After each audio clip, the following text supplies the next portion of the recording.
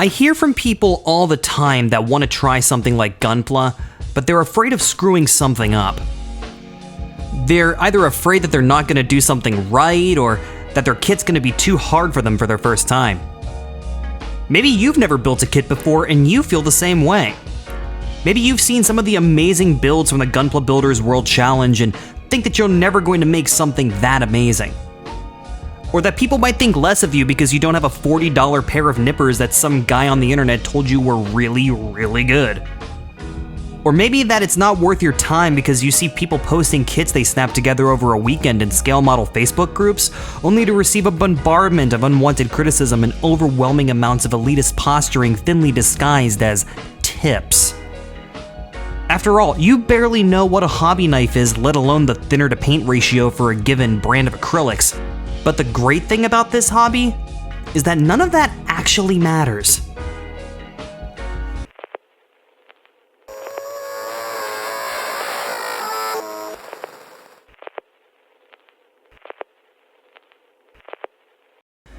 There wasn't really a spark of inspiration or a, wow, this Gundam show is really neat moment that made me get into building Gundam plastic model kits. I was much more into bowling and playing DDR growing up in suburban Ohio. Primarily because these are two things that I could do in the same place in my town, and Eurobeat is catchy as hell. It was a good 6 months after I built my first kit that I finally sat down and watched my first series, Gundam 00. And in fact, the biggest inspiration for me getting into Gunpla was actually a popular DIY furniture chain. While in the process of relocating for my new job, I found it cheaper to purchase all new furniture from IKEA than to ship my stuff down from my old place at the time in Pittsburgh. So that's what I did. And a couple nice gentlemen built like linebackers strong-armed an apartment's worth of wares up a couple flights of stairs and left it in my new place. It was up to me then to turn those boxes into a livable apartment. Boxes that, mind you, took up about as much floor space as a small sedan. That first night, I slept on the floor. The next day, I got to work, one box at a time. And little by little, the apartment started to come together. Turns out that IKEA furniture isn't as intimidating as buy it and use it now culture wants you to believe. And little by little, I began to notice something. I was accomplishing something. I could tangibly see my progress. Amongst the boxes and particle board and screws and things, I was in control of this situation. That same feeling of control came back as my first build began to progress. I didn't feel the pressure of working under any deadlines like on my new job. I could work on it as much or as little as I wanted, and I always felt like I was progressing towards completion. In all my time working on kits, I've never felt like I had to work on something. I just pick it up and go whenever I want. Getting stuff ready for videos notwithstanding.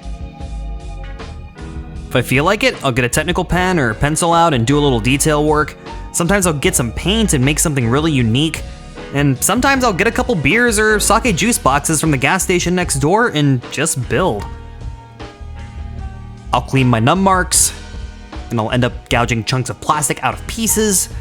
I might spend time haphazardly stripping a shoddy paint job from a part only for it to show through once the build is done. It's all fine. It's all right. Because I decided that it is. I got into model making because I was bored. I was a few months into my new job and was tired of just sort of sitting around. Sure, there was watching TV, playing video games, but the days were starting to get as dull as an episode of No. The show's over, the meme is dead, it's time to move on.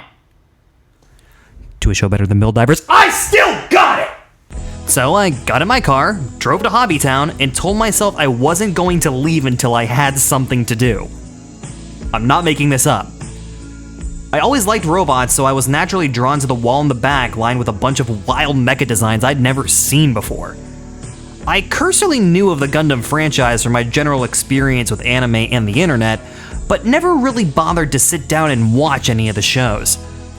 Taking a look at my bank account, I decided that $20 or so was about as much as I wanted to spend, so I grabbed a high-grade Exia Dark Matter off the shelf, went home, and opened the box, only to find that the parts needed cutting out. I had not prepared for that possibility, so I took a razor blade out of the medicine cabinet and went to work. Now, you might be thinking, how is this any different than just going to a niche anime shop or a local convention and buying a bunch of figures? Well, this is a SH Figure Arts Barnaby Brooks Jr. figure from Tiger and Bunny. It's pretty neat, and it's identical to the tens of thousands of others that other people around the world have already purchased. In a way, so is this master grade figurized Barnaby Brooks Jr. model kit. But when I finish this, it'll have two advantages over the Figure Arts figure. For one thing, it'll be bigger, but it'll also be imperfect. There will be chips from me being too rough with my razor blade in places, and maybe stress marks where I took apart a knee joint or something that I inevitably assembled backwards the first time, and it'll be mine.